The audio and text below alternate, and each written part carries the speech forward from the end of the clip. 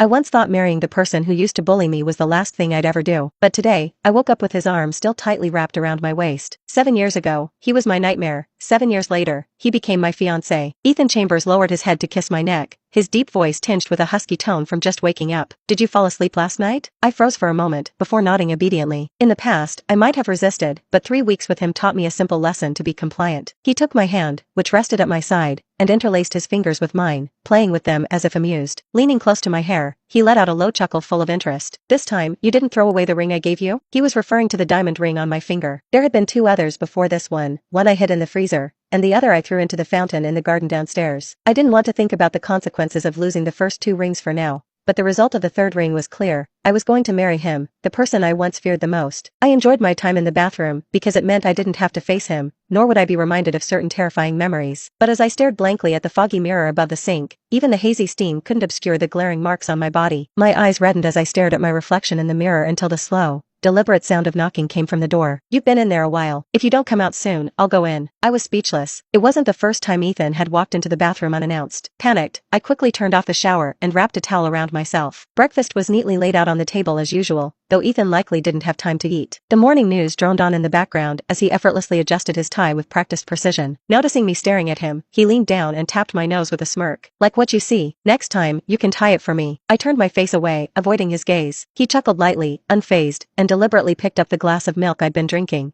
taking a sip right where my lip mark was left. "Be good. Wait for me to come back. Tonight, I'll take you to look at wedding dresses." Ethan left shortly after. I stared blankly at the television for a long while. Then, in a sudden burst of anger, I grabbed the glass he had just drunk from and hurled it at the television. The screen only trembled slightly, but the glass shattered across the floor with a loud crash. The sound started the house staff, who cried out in alarm. I hugged my knees and sat frozen in place, tears streaming down my face as I cried. Ethan was once my worst nightmare. Back in high school, he was the ringleader of the group that bullied me the most. He would stand above me, looking down with disdain, as he tossed all my books from my bag down the stairwell. He orchestrated my isolation, ensuring no one dared to befriend me. With just a word from him, a group of girls dragged me into the bathroom and slapped me across the face. As long as Ethan took the lead in tormenting me, no one dared to step in. After all, he was the son of the CEO of a major corporation. Our school even had an entire building donated by his family. When he mocked me openly, it became a trend in the class to pick on me. I heard that many of the girls had a crush on him, drawn to his looks and the fact that he was their idea of the perfect man. But to me, he was nothing but the demon who left me sleepless, night after night. And this person, 7 years after graduation, suddenly said he wanted to marry me. I still couldn't shake the habit of trembling whenever I saw Ethan, even after sharing the same bed with him for 3 weeks. There was no one to help me. When my mother found out someone of Ethan's status wanted to marry me, she couldn't stop celebrating her good fortune. Ethan seemed to have changed cars again. This time, the backseat was